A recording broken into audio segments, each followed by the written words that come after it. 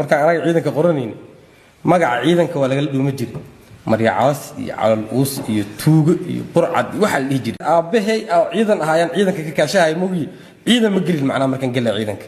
waxa aad barataan marka dalka ugu naqataan dalka waxa koowaad hadda u baahan yahay in la difaaco waa aragtida in lagu difaaco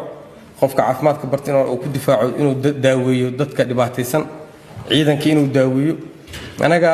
hadda marka tagaysan meesha ciidan sharaf badan oo ciidan la dhahay u tagaysan marka anaga ciidanka qoranayna magaca ciidanka waa laga dhuuma jiray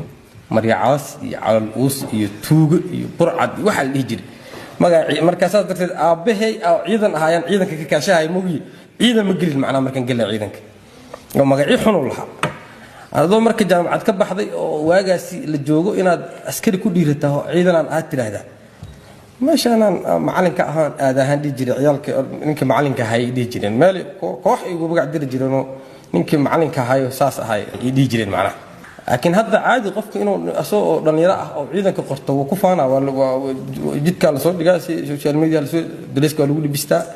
halkaas la istaagahay mugta marka inaad naftigeeda waxa koowaad oo leedin karaba soo dalka u istaago oo waxa barateen u shaqeysaan ina qayb kasto ciidankuna waa dawlad caafimaad u baahan yahay injineer u baahan yahay wax kasto u baahan yahay wuxuu u baahan yahay wax walba dawlad u baahan tahay ciidanku u baahan yahay